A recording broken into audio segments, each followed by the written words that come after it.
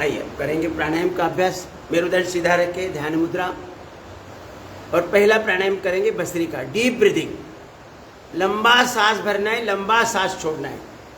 एक साधारण सी क्रिया है, लेकिन संपूर्ण आरोग्य, हमारी शरीर के अंदर ऑक्सीजन की लेवल कितनी है, प्राण शक्ति की लेवल कितनी है, उसके ऊपर निर्भर है। और उसकी जो कमी है, प्राण शक्ति की जो कमी है, ऑक्सीजन की जो कमी है, वो पूरी होगी डीप ब्रीदिंग से। डीप ब्रीदिंग, लंबा सांस लेना है, लंबा सांस छोड़ना है। बस आप प्रयास करके देख लो। घर में भी 10 मिनट के लिए डीप ब्रीदिंग, रोज समय पर 10 मिनट ब्रीदिंग, लंबा सांस लेना है, लंबा सांस छोड़ना है। अपने आप हमारे बहुत सारी समस्या से हम निवृत्त हो जाएंगे, पूरी गारंटी है।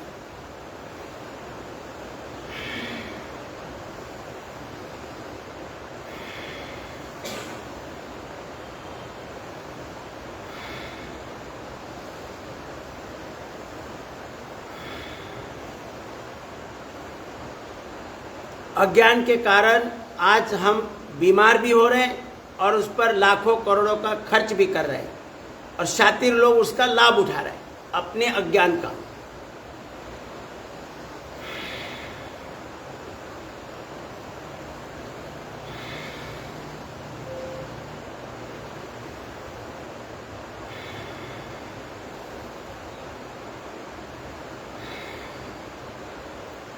रुकेंगे। अब करेंगे सबसे महत्वपूर्ण कपालभाति। केवल नाक से छींकना है, केवल नाक से छींकना है। पेट अपने आप अंदर स्ट्रोक लेगा। अपान मुद्रा लगाएं, अलग अलग मुद्रा भी लगा सकते हैं, और केवल नाक से छींकना है।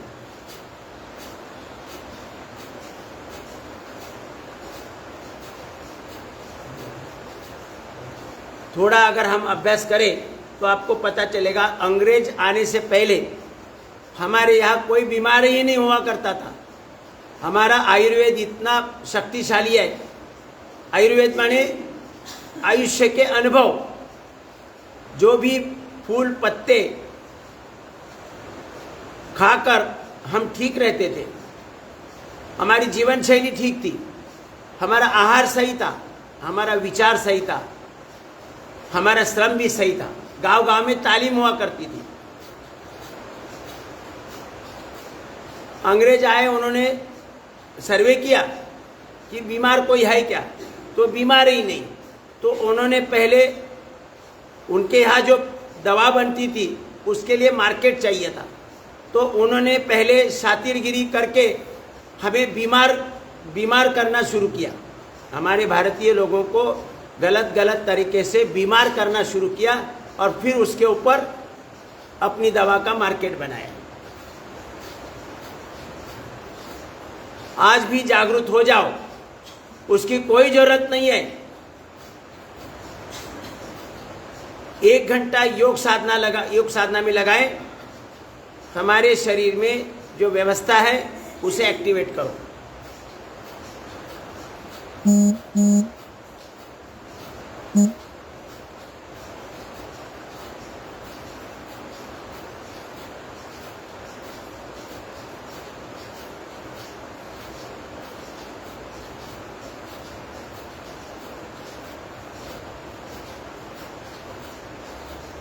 हमारे यहाँ लोग चाय में दूध डाल के नहीं पीते थे, ऐसे ही चाय पीते थे बिना दूध से। लेकिन उन्होंने देखा अगर चाय में दूध मिला तो लोग बीमार हो सकते हैं, तो उन्होंने चाय में दूध मिलाने की व्यवस्था बनाई, और वो भी फ्री। मतलब चौराहे पर फ्री चाय की व्यवस्था बनाई, दूध वाला चाय। आज हम उसके बगैर तो रहते ही नहीं है। अकेली चाय अगर हम छोड़ेंगे, आज जो दूध वाली चाय पीते हैं वो अगर छोड़ेंगे तो कई सारी बीमारी से बच जाएंगे।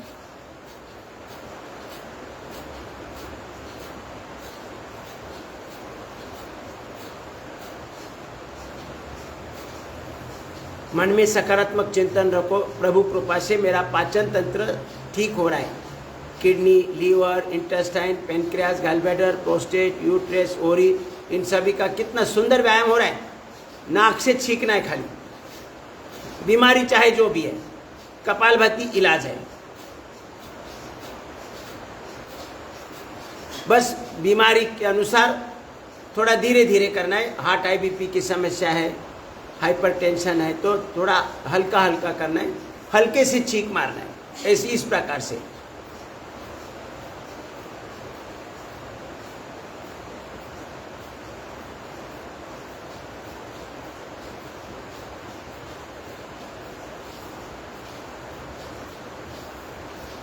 और ऐसे लोग कपालभाति का अभ्यास सूर्योदय से पहले पूरा करें, आधा घंटा 1 घंटा, आधा घंटा 1 घंटा कपालभाति का अभ्यास करें। बाकी सब ऐसे झमाझम कर सकते हैं। ऑपरेशन की तीव्रता अनुसार 3 महीने, 6 महीने, 9 महीने, 12 महीने नहीं करना है, बाद में आराम से कर सकते हैं। क्योंकि आगे का जीवन अगर सही जीना है तो कपालभाति इलाज है।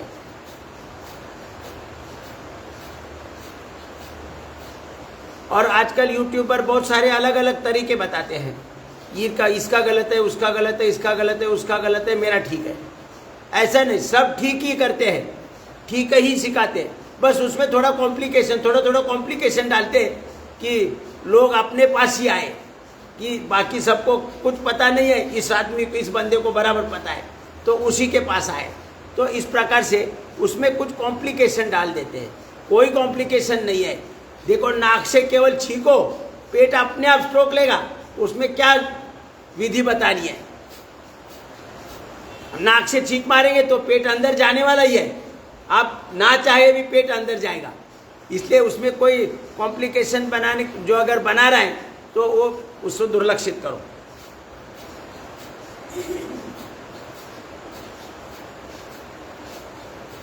एक महीना कपालभाति सिखाने में लगाते लोग, मतलब उनको इतना बंदर कचरा भर देते हैं कि भाई इसी के आगे बैठ कर करना चाहिए, बाकी कहीं जाने की आवश्यकता नहीं है। आप कहीं भी बैठ कर करो, किसी के सामने बैठने की आवश्यकता नहीं है। आप खाली नाक से छींक मारना शुरू करो। भगवान की पूरी व्यवस्था क्रियाशील बन जाएगी।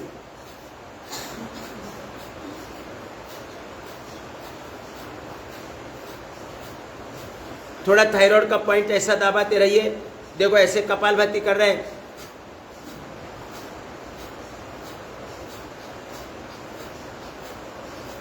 एक झटका यहां लगेगा, यहां लगेगा।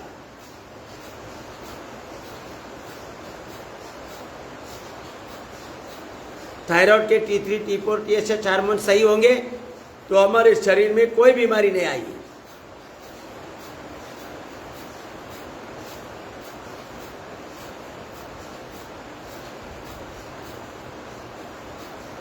दोनों हाथों में।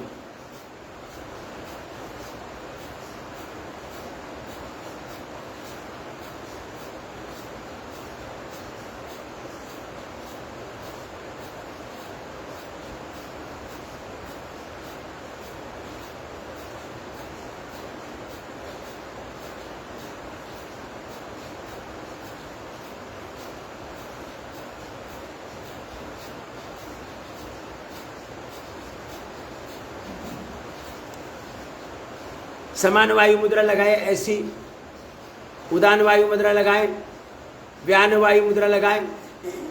एक एक मुद्रा, ये अपान, ये प्राण मुद्रा, तो पंच प्राण हमारे सबल होंगे। पंच प्राण जिसके द्वारा अपने शरीर और जीवन का संचालन भगवान के द्वारा होता है, वो पंच प्राण सबल होंगे।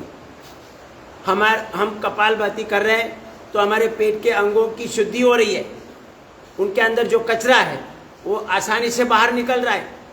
उसके लिए अलग अलग प्रकार की डॉक्टर दवा देते हैं, और जब वो अंग के अंदर जो कचरा जमा है उसकी शुद्धि होती है तो अंग दोबारा कार्यरत होता है, और वो अपने आप जो बीमारी है वो निकल जाती है। हमारे लंग्स से हम सांस बाहर फेंक रहे तो हमारे लंग्स के अंदर 7 करोड़ 20 लाख वायु कोश है, उनके अंदर जो कार्बन सालों साल जमा है वो कार्बन हम बाहर फेंक रहे तो लंग्स की शुद्धि हो रही है, तो हम ज़्यादा वायु समाहित कर पाएंगे लंग्स के अंदर।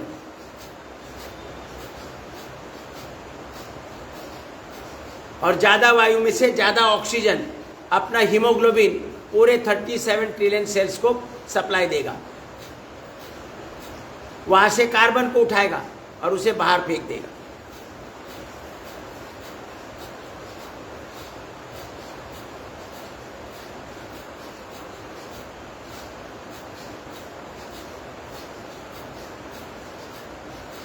साधारण क्रिया है कपालभाति,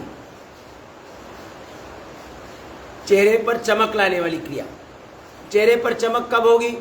जब अपने पूरे शरीर में सर से बाल से लेकर पाँव के नाखून तक कोई बीमारी नहीं है और वो समस्त बीमारी को उसको नाश करके हमारे चेहरे पर मुस्कान लाने वाली, चमक लाने वाली क्रिया, उसका नाम है कपालभाति। कपाल माने फोरहेड और भाति माने चमकाना।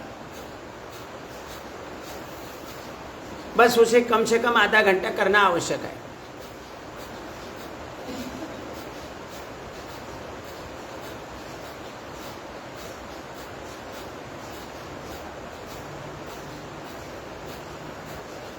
रुकेंगे,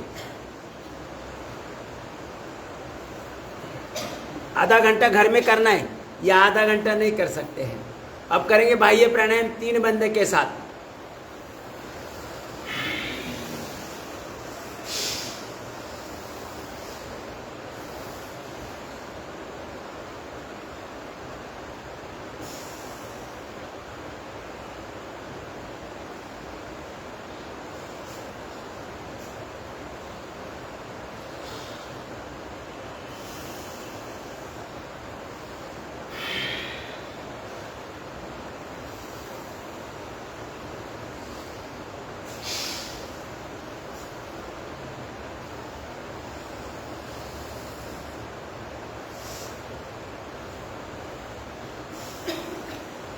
भगवान को अलग अलग प्रकार के फूल पत्ते हम जो अर्पित करते हैं, उन्हीं का सेवन बीच बीच में हम अगर करेंगे तो हमारे शरीर में कोई बीमारी नहीं आएगी। वो उसी के लिए हमारे पूर्वजों ने, ऋषि मुनियों ने ये विधि बनाई है कि गणेश भगवान को जास्वंत का फूल अर्पण करो। अरे वो उसका हाथ को स्पर्श होना चाहिए, इसलिए वो विधि बनाई है कि हम हाथ से जास्वंत के फूल लाएंगे, गणेश भगवान को अर्पित करेंगे तो हमारे हाथ को स्पर्श होगा तो उसका असर पूरे शरीर में होगा। लेकिन ऐसा बोलने से लोग नहीं करेंगे, इसलिए ऋषि मुनियों ने हमें भगवान का सहारा लिया है कि गणेश भगवान को जास्वंत का फूल, उनको दुर्वा की एक जुड़ी अर्पित करनी है, अलग अलग हनुमान जी को रुई के पत्ते चढ़ाने हैं। रुई के पत्ते का स्पर्श हमें हो हाथ को तो शरीर पर पूरा प्रभाव डाले। तो इसलिए अनेक प्रकार के जो फूल पत्ते भगवान को प्रिय है, ऐसा बोलते हैं, प्रिय है, और इसलिए उनको अर्पित करते हैं तो हमारे ऊपर कृपा होती है। ये कृपा स्पर्श से होती है, स्पर्श से, इसलिए ध्यान रखें। चलो अब करेंगे अग्निसार क्रिया।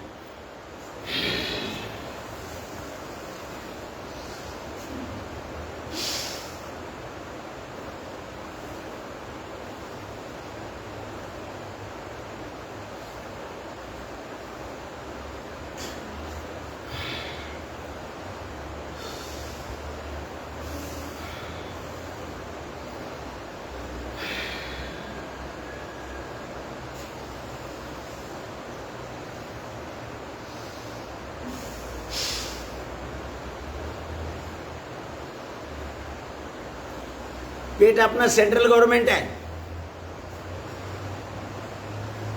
और ये पूरा शरीर भारत है।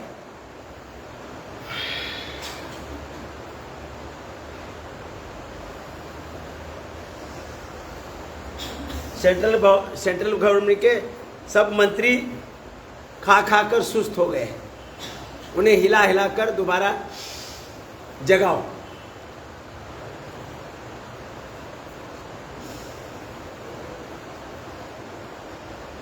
अब करेंगे सिंहासन।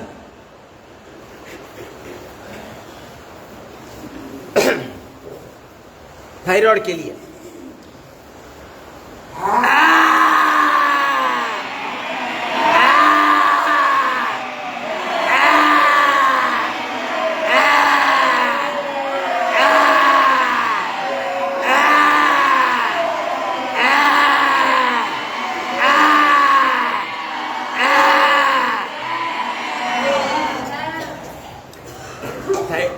अगर ठीक है तो हमारा संपूर्ण शरीर, संपूर्ण जीवन पवित्र बनेगा। आचार, विचार, उच्चार, व्यवहार पवित्र बनेंगे, हमारी वाणी पवित्र बनेगी, वाणी प्रभावशाली बनेगी। आइए करेंगे अनुलोम विलोम। लेफ्ट से लेना है, राइट से छोड़ना है, राइट से लेना है, लेफ्ट से छोड़ना है, लंबा लेना है, लंबा छोड़ना है।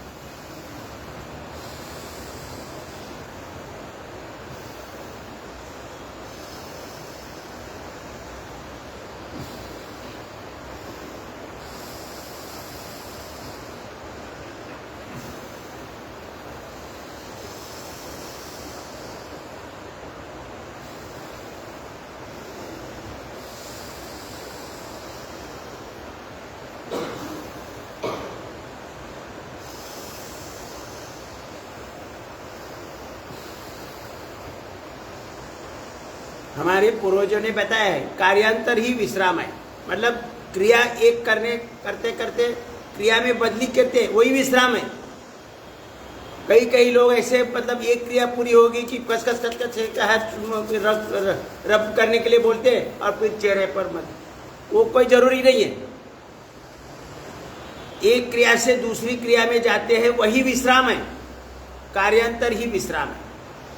लंबा गहरा सांस भरना है, लंबा गहरा छोड़ना है। Deep breathing.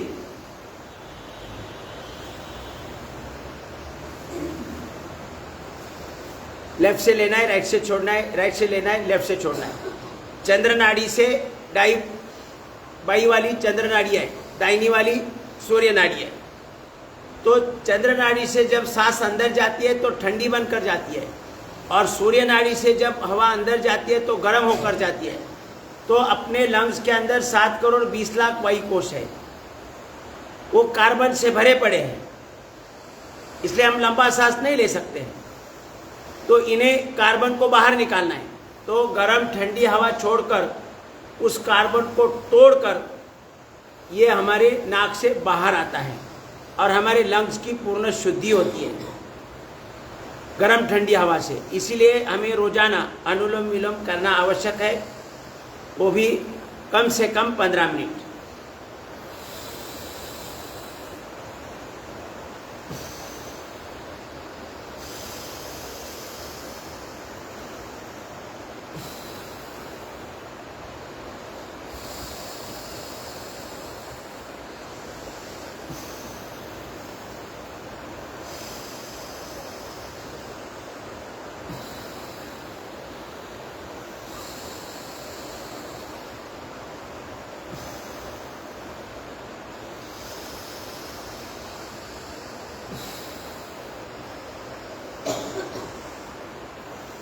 लंग्स की समस्या आती है तो डॉक्टर बोलता है पानी भर गया है लंग्स के अंदर, अभी 1-2 लाख रुपए खर्च आ जाएगा। मैं आपको बोलता हूँ, आप श्वासारी गोल्ड वटी ये अनुलोम विलोम करो, कपालभाति करो, और श्वासारी गोल्ड ये गोली है वो ले लो। आप 8 दिन के अंदर आपका पानी वानी सब निकल जाएगा।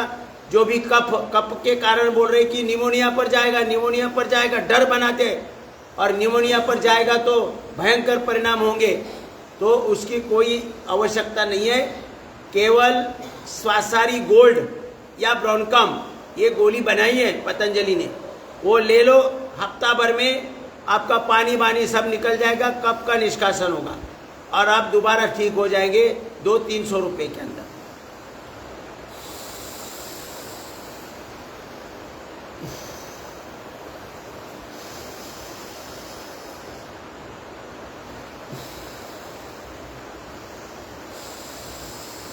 ये गोलियां इसलिए बनानी पड़ती है, लोग ये फूल पत्ते का तो ज्ञान रहा नहीं है। अपने पूर्वजों का जो भी ग्रंथ रूप में ज्ञान रखा, लिख के रखा था पूर्वजों ने, अंग्रेजों ने पूरा जला दिया, और इसलिए कहीं कहीं बचा है वो दोबारा उसको एक्टिवेशन मिल रहा है, किसी साधु संत के द्वारा उसे एक्टिवेशन मिल रहा है, और हम तक पहुंचाने का पूरा कोशिश वो लोग कर रहे हैं। और उसी फूल पत्ते या जड़ी बूटी का निचोड़ निकालकर उसकी गोलियां बनाई जाती है, उसी का नाम है श्वासारी गोल्ड, मेधावती, अलग अलग नाम है, रिनोग्रिट, लियोग्रीट, थायरोग्रीट, ये जो भी फूल पत्ते हैं, पेड़ की छाल है, उनका निचोड़ निकालकर गोली बना दी है, क्योंकि हमें उनका ज्ञान नहीं है, ना हमें उतना समय है।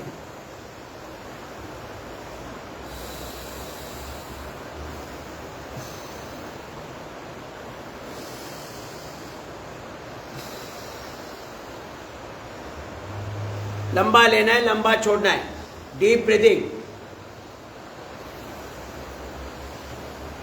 अभी देखो ये सेवगा, मोरिंगा, सेवगा जो पेड़ है उसके पत्ते मिलेंगे तो उसे सुखाकर या उसके गीले भी ताजे भी फूल उसका सिलबट्टे पर उसको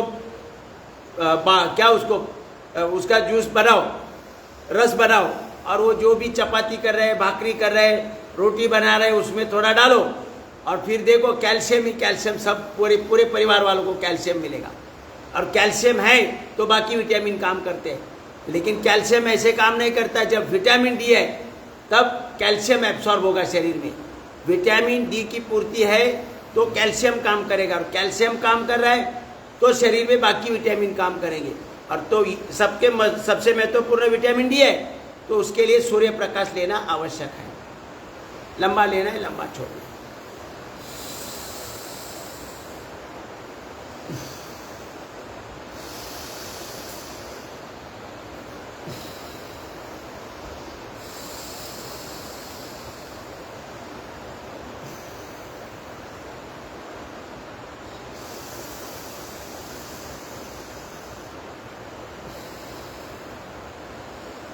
और सूर्य प्रकाश मिलता है तो मेलाटोनिन और सेरोटोनिन हार्मोन्स बनेंगे, तो हमारे शरीर में पूरा सुरक्षा कवच बना रहेगा, रुकेंगे।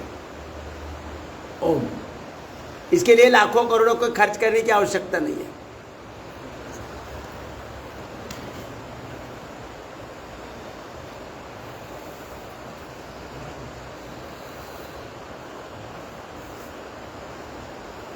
आइए अभी आसन का अभ्यास करेंगे।